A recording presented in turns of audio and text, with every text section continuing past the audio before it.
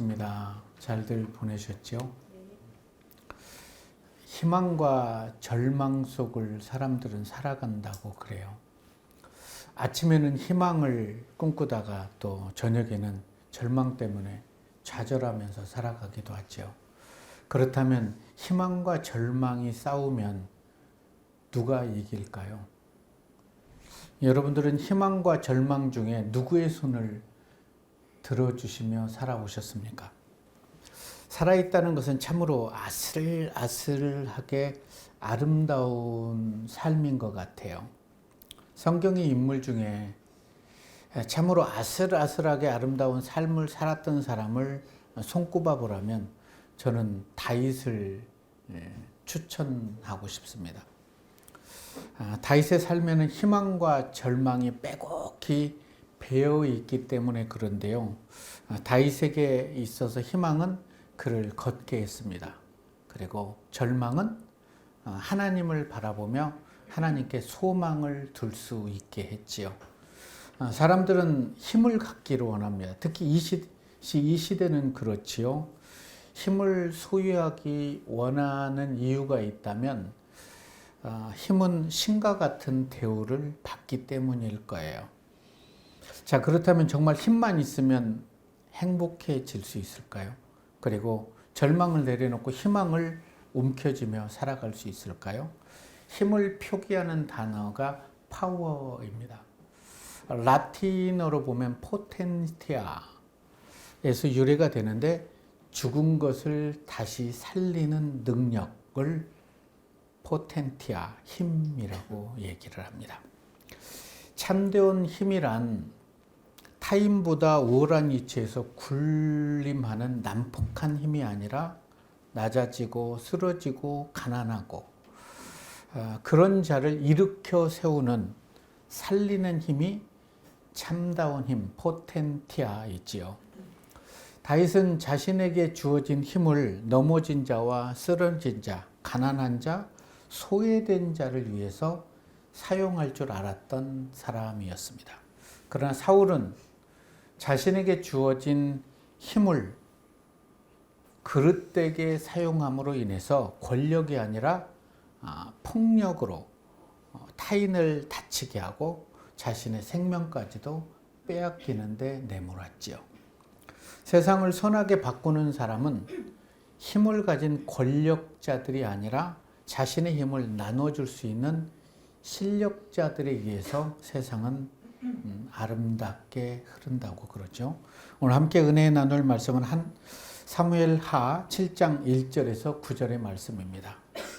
한 절씩 나눠 읽겠습니다.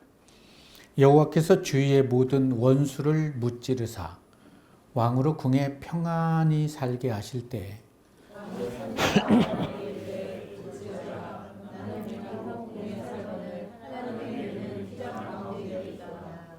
나단이 왕께 아뢰되 여호와께서 왕과 함께 계시니 마음에 있는 모든 것을 행하소서 하니라.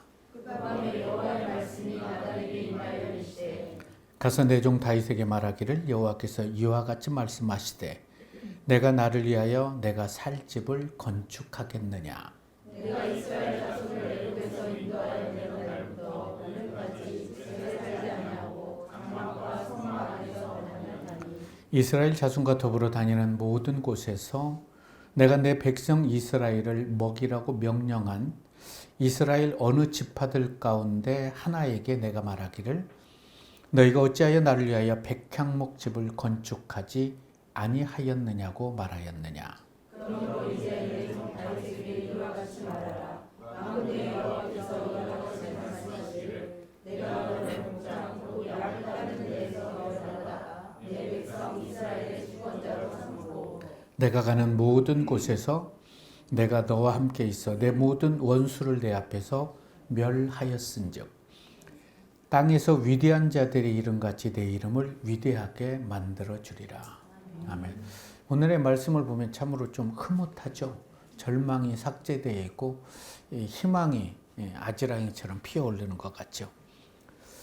사사들이 이스라엘을 치리했던 때에 이스라엘 백성들은 하나님이 주신 힘을 그릇되게 사용하고 잘못된 생각을 하게 됨으로 인해서 블레셋과의 전쟁에서 패하게 됩니다. 많은 참패로 어렵게 되죠. 그럴 때 그들은 병든 생각을 합니다. 여호와의 궤를 가져다가 전장으로 가져가자.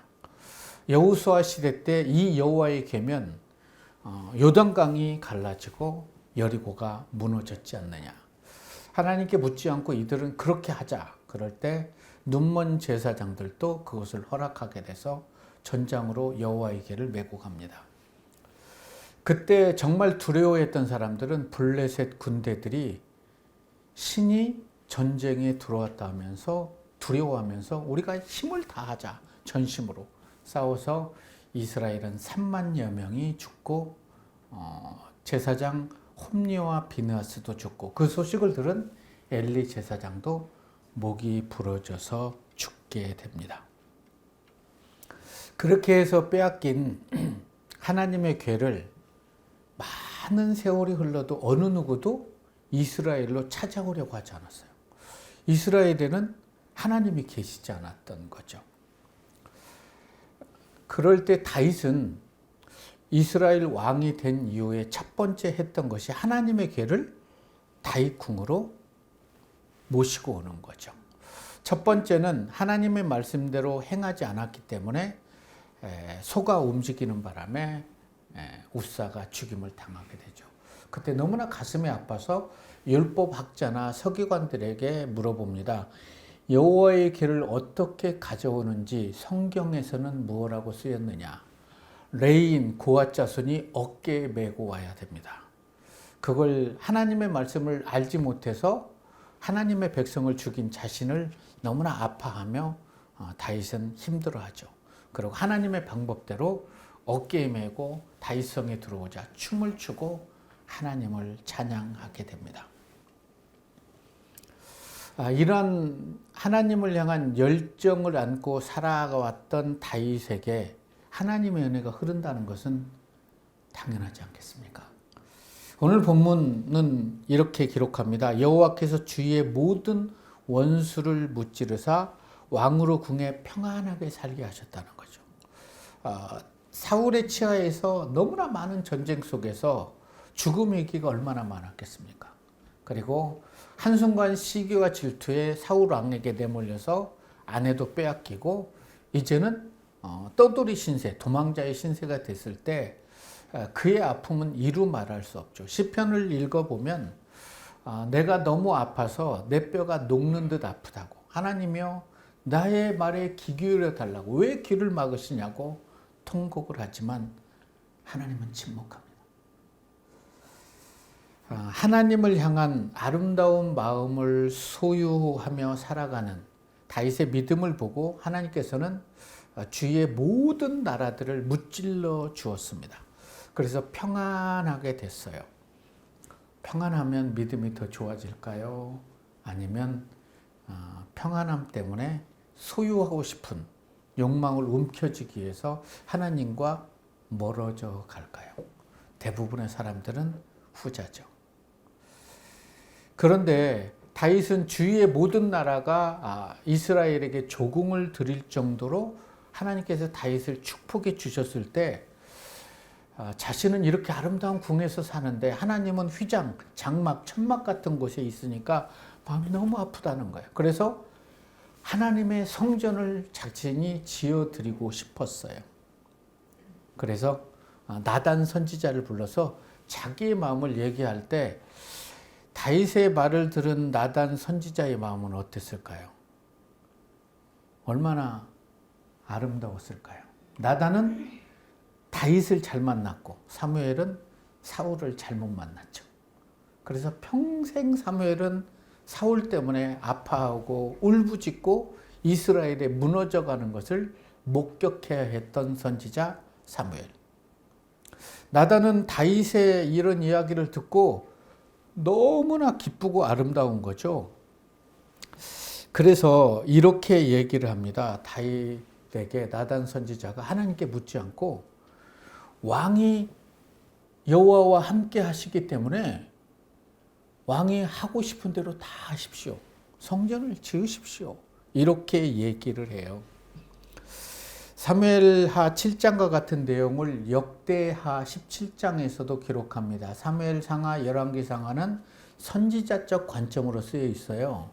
근데 역대상하는 제사장적 관점으로 쓰여 있죠. 그래서 사무엘상하, 열왕기상하를 볼 때는 역대기와 같이 비추어서 봐야 되는데, 선지자적 관점으로 썼을 때는 좋지 않은 얘기, 좋은 얘기를 다 기록하지만 역대기에는 좋은 얘기만 기록합니다. 역대상 17장 2절에서 4절의 말씀을 읽어드릴게요. 나단이 다윗에게 이르되 하나님이 왕과 함께 계시니 마음에 있는 바를 모두 행하십시오. 그랬는데 그날 밤에 나단에게 하나님의 말씀이 임하게 됐죠. 가서 내 종 다윗에게 말하기를 여호와의 말씀이 너는 내가 거할 집을 건축하지 말라. 난감하죠. 나단이 하나님 저 맘대로 하라고 그랬는데요. 그러니까 얘기해 주는 거야. 다윗은 건축하지 못할 거야.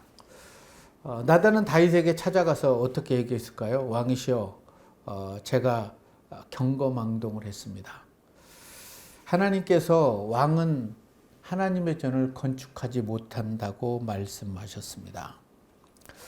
그런데 왕이 평안히 하나님의 품에 안긴 이후에 왕의 몸에서 날 그 자가 왕의 아들이 견고하게 왕의 나라를 세우고 그를 통해서 하나님께서는 하나님의 전을 짓게 하실 것입니다.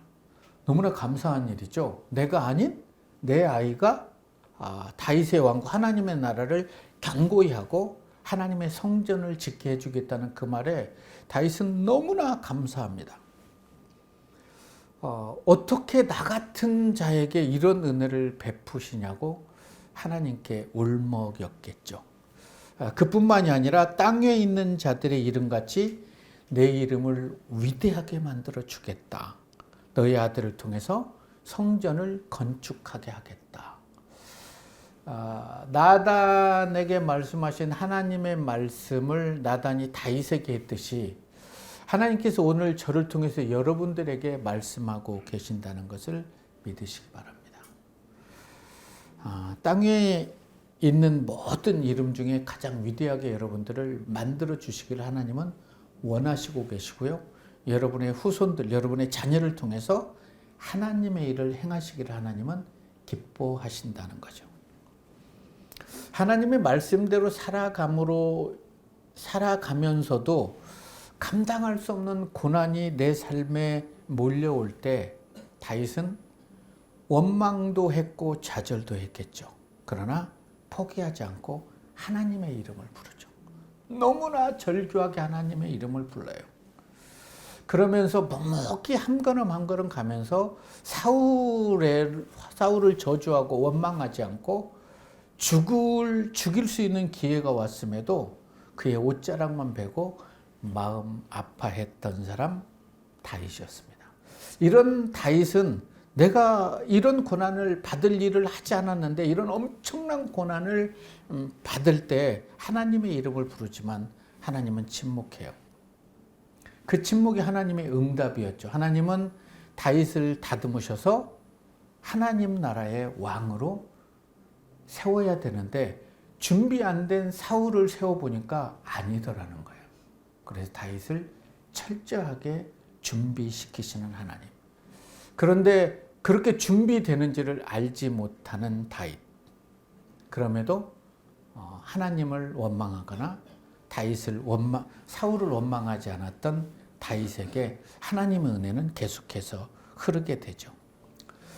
나를 향한 부족함이 없는 은혜에 감사해서 주님의 몸된 교회를 위해서 무엇인가를 하고 싶고 복음을 전하는 일을 위해서 무엇인가를 하고자 하는 마음을, 그런 삶을 볼 때 하나님께서는 그의 삶을 기뻐 받으실 거예요. 선지자 사무엘은 사울을 왕으로 세운 이후에 행복과는 거리가 먼 삶을 살게 되는 것을 우리는 볼 수 있죠. 세상의 욕망을 움켜잡고 내달리는 사울에게 가서 아무리 얘기하고 그를 위해서 울면서 기도해도 그가 변하지 않아요. 사울같이 사무엘같이 그렇게 능력 있는 분이 그렇게 기도를 하고 아름다운 삶을 보여줘도 변하지 않는 것을 보면 참 마음이 아프죠. 가끔 이렇게 우리가 함께 신앙생활을 하고 목회를 하다 보면 아무리 얘기해도 자기 생각과 다르면 그것이 하나님의 말씀임에도 불구하고 길을 막아버릴 때가 있죠. 그때 이게 정말 이분을 통해서 하나님이 나에게 말씀하시는 건가? 나의 삶을 돌이키라고 얘기하는 건가? 라고 하나님께 길을 열어놓는다면 내 삶뿐만이 아니라 내 아이의 삶에도 하나님의 은혜가 흐르게 된다는 것을 기억하시기 바랍니다. 다윗은 이해할 수 없는 상황, 정말 엄청난 폭풍우가 몰려올 때도 원망과 절망을 멀리하고 하나님의 이름을 부르짖을 수 있었던 사람 다윗이었습니다. 그는 하나님의 긍휼을 붙잡았죠. 이러한 다윗을 향해서 나단 선지자는 내가 가는 모든 곳에서 내가 너와 함께 있었어. 고난 속에서 사울 왕에게 쫓길 때 그런 수많은 곳에서도 하나님이 함께 하셨대요. 그것을 깨달은 다윗은 나중에 노년이 돼서 시편 23편을 기록해 여호와는 나의 목자시니 내게 부족함이 없었습니다. 내가 사망의 음침한 골짜기를 다닐 때도 해를 두려워하지 않는 것은 주가 나와 함께 하였습니다라는 고백을 피어올려요. 모든 것을 다 소유해도 하나님이 없으면 빈 껍데기일 뿐이죠. 그러나 모든 것을 다 잃었어도 하나님이 나와 함께 하시고 내가 가는 모든 곳에 함께 있다면 우리는 모든 것을 가진 것이라고 얘기합니다. 그래서 내가 가는 모든 곳에 내가 너와 함께 있어 내 모든 원수들을 내 앞에서 멸하였은즉 땅에서 위대한 자들 이름같이 내 이름을 위대하게 할 거야. 이러한 축복의 말씀을 나단 선지자에게 들은 다윗의 마음은 어떤 마음이었을까요? 하나님께 칭찬받으려고 한 것이 아니잖아요. 하나님의 은혜가 너무 감사해서 하나님의 그 궤가 있는 곳이 너무나 초라해서 성전을 지어드리고 싶은 거예요.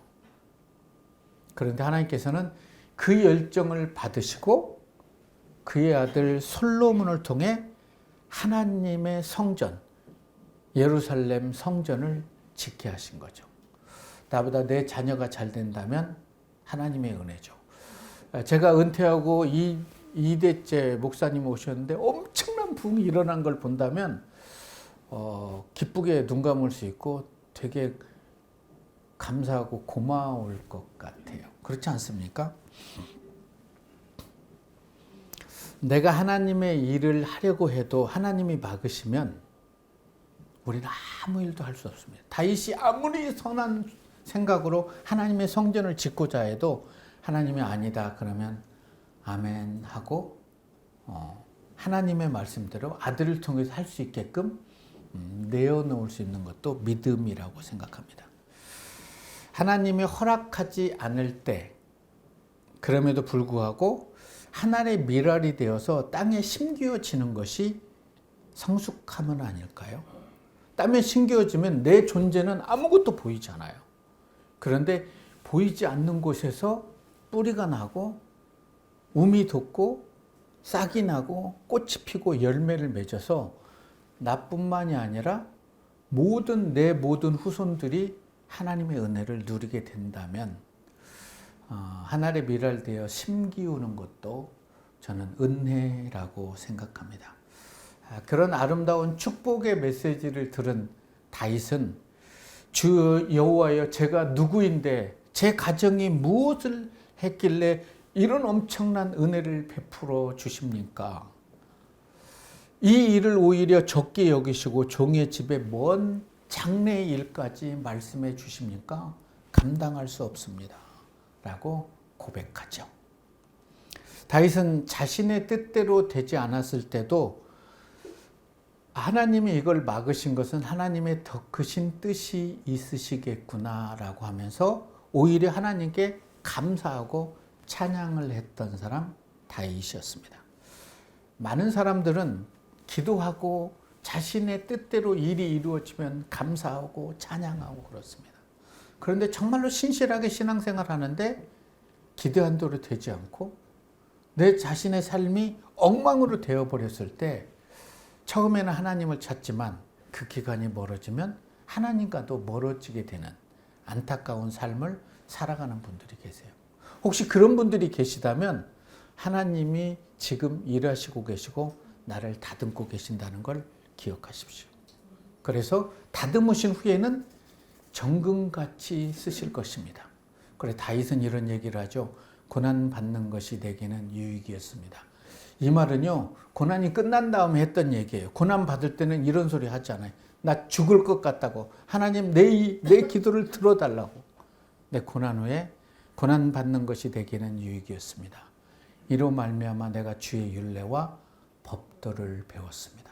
고난 받기 전에는 그릇 행하였는데 고난 받은 후에는 주의 말씀을 봅니다. 라는 이런 참 어떻게 이런 아름다운 고백을 피어올릴 수 있었을까요? 신앙 좋은 오벳 할아버지의 영향을 받은 거일까요? 그래서 다윗은 고백합니다. 나는 이렇게 아름다운 백향목 궁에 살거늘 하나님의 궤는 휘장 가운데 있다. 장막에 있다. 천막에 있다. 미안해서 어떡하지? 이런 아름다운 고백에 11절에서 이런 고백을 하죠. 전에 내가 사사에게 명령하여 내 백성 이스라엘을 다스리던 때와 같지 아니하고 너를 모든 원수에게서 벗어나 편히 쉬게 하리라. 여호와가 또 내게 이르노니 여호와가 너를 위해서 집을 짓고 네가 내 집 지어주겠느냐? 온 우주가 내 집인데 내가 너의 집을 지어줘야지. 가정에서 자녀가 부모에게 내가 이런 것처럼 해줄게요. 그래, 내가 해줄게 그러잖아요. 그런 마음이죠. 모든 원수에게서 벗어나 편하게 쉬는 것으로 끝나지 않고 여호와께서 다윗의 집을 견고하게 해주겠다는 거예요. 하나님이 지켜주시지 않으면 성을 지키는 자의 수고가 허사가 된다는 걸 다윗은 깨달았겠죠. 이런 감당할 수 없는 은혜를 받은 다윗. 그는 보통 사람 같으면 그런 능력이 있으면 자신이 하나님의 성전을 짓고 내가 지었다고 이렇게 하시는 분들이 많을 거예요. 그러나 다윗은 그것까지도 내려놓는 거예요. 아니라고 하면. 자기의 힘으로 하나님의 성전을 지으려고 하지 않았죠. 그러면서 우리 인간이 하는 일이 어찌 하나님 앞에 합당하겠습니까? 나중에 솔로몬이 성전을 짓죠. 그리고 그 앞에 두 개의 기둥을 세웠다고 그랬잖아요. 야긴과 보아스. 그가 하나님이 세우셨습니다. 보아스, 하나님께 능력이 있습니다. 아들 솔로몬 대단하죠. 그러면서 솔로몬이 이런 감사를 피어올립니다. 하나님이시여, 하나님께서는 정말로 땅에 사시겠습니까? 하늘과 하늘의 가장 높은 곳이라도 하나님을 모실 수 없을 텐데 제가 지은 이 집에 어찌 모실 수 있겠습니까? 그 아버지의 그 아들이죠. 다윗은 하나님께 성전을 정말로 지어드리고 싶었는데 하나님의 말씀에 순종해서 성전을 지을 수 있도록 모든 재료를 다 준비해 줍니다. 그걸 가지고 솔로몬은 완벽하게 성전을 짓게 되지요. 아들 솔로몬을 통해 하나님의 성전이 건축되어서 온 땅에 하나님의 영광을 선포되어지기를 기도했던 사람, 그가 바로 다윗이었죠. 이러한 다윗의 삶을 사도행전 13장 21절에서 23절에 바울은 이렇게 평가를 합니다. 그 후에 그들이 왕을 구하거늘 하나님의 베냐민 지파 사람 기스의 아들 사울을 40년간 주셨다가 패하시고 다윗을 왕으로 세우시고 증언하여 이르되 내가 이새의 아들 다윗을 만나니 내 마음에 맞는 사람이라 내 뜻을 다 이루겠다 하시더라. 하나님이 약속하신 대로 이 사람의 후손에서 이스라엘을 위하여 구주를 세웠으니 곧 예수라. 이렇게 다윗을 아름답게 평가하게 되죠. 인류의 역사를 뛰어넘어서 하나님의 상상을 초월한 구원의 그림을 다윗에게 하나님께서는 알게 하셨죠. 다윗은 그래서 하나님을 향하여 이렇게 기도하죠. 주 여호와여, 나는 누구고 내 집이 무엇이기에 이렇게 엄청난 은혜를 베풀어 주십니까?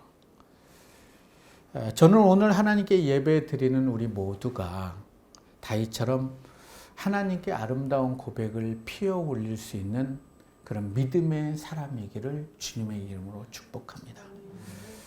그 고백의 선지자를 통해서 말씀을 통해서 여러분들을 축복할 때 그 축복이 여러분을 넘어서서 여러분의 모든 후손에게 아름답게 흐를 수 있기를 축원합니다.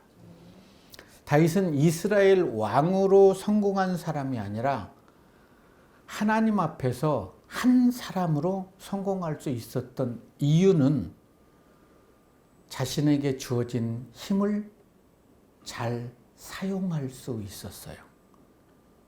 폭력이 아니라 누군가를 섬기고 세워주는, 죽은 자를 살리는 포텐티아. 그 힘을, 그게 아름다운 힘임을 자각하며 살았던 사람 다윗이었습니다.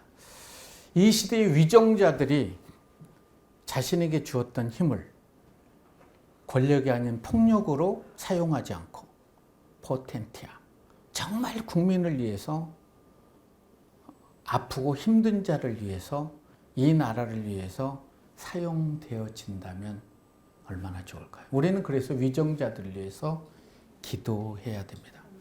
우리가 믿음으로 살아간다는 것이 아무것도 아닌 것 같지만 다윗의 삶을 돌아보면 아무것도 아닌 다윗을 기름 부으시고 사울왕 밑에서 훈련시키시고 사울왕에게 쫓겨나서 정말 감당할 수 없는 고난을 받게 하실 때 그게 하나님의 다듬으심임을 알지 못했지만 하나님의 손에 다듬어 갔던 사람 다윗. 원망과 절망 이런 것들을 삭제하고 내 영혼아 어찌하여 두려워하느냐, 하나님께 소망을 둬라라고 울부짖었던 사람. 그 믿음의 고백은 세상의 그 어떤 가치보다 더 아름답고 고귀했다는 거예요. 다윗이 그런 아름다운 믿음의 삶을 자녀들에게 보여주게 되지요. 자녀들이 솔로몬과 같은 그런 축복을 받을 수 있기를 저는 소망합니다. 여러분들의 자녀들이 솔로몬 같은, 그리고 여러분들이 하나님 보시기에 하나님 마음에 흡족한 사람이 되기를 소망합니다. 그러면 하나님이 여러분들을 향해 계획하신 모든 뜻을 여러분들 통해서 이루실 거예요. 그때 교만하지 않고 하나님이 주신 능력과 힘을 가지고 그 누군가를 위해서 세워줄 수 있는 그런 삶을 살아갈 수 있기를 소망해 봅니다. 그리고 이런 기도를 드릴 수 있었으면 좋을 것 같아요. 하나님, 우리 자녀들이 혹시 죄를 범할지라도 버리지 마시고, 우리 자녀들이 하나님의 손을 뿌리칠지라도 그 손을 움켜쥐고 하나님의 말씀으로 다듬으셔서 하나님의 은혜를 부어주십시오. 내 자녀를 향하신 하나님의 은총을 빼앗아가지 말아주십시오. 하나님의 은혜를 입어서 다윗처럼 하나님의 은혜에 감사와 찬양을 드릴 수 있는 그런 자녀가 되게 하여 주십시오. 사무엘하 7장 29절의 말씀입니다. 이제 청하건대 종의 집에 복을 주사, 어떤 복을 원했을까요? 주 앞에 영원히 있게 하십시오. 멋있지 않습니까? 내 집에 복을 주는데 주님 앞에 영원히 있게 하는 건 나와 내 모든 후손이 주님께 예배 드릴 수 있게 해주십시오라는 기도를 드렸던 사람 다윗. 주 여호와께서 말씀하셨사오니 주의 종의 집에 영원히 복을 받게 하옵소서. 하나님께서 다윗에게 주신 말씀을 깨달은 다윗이 구했던 복은 세상의 복이 아니었습니다. 하나님 안에 감추어진 복이었어요. 이런 다윗을 보고 사울이 사도행전에서 얘기하잖아요. 이새의 아들 다윗을 만나니 이는 내 마음에 합한 자다. 내 모든 뜻을 다 이루겠다. 하나님께서 여러분들을 만나시고 이를 만나니 내 마음에 합한 자다. 내 모든 뜻을 너를 통해서 이루기를 원한다. 라는 말씀을 들을 수 있는 저와 여러분이 되셔서 여러분의 믿음을 통해서 여러분의 자녀들이 솔로몬처럼 하나님께 위대한 성전을 지어드리고 많은 비파와 수금과 모든 것으로 하나님께 찬양을 드릴 수 있는 그런 자녀들이 될 수 있기를 주님의 이름으로 축원합니다.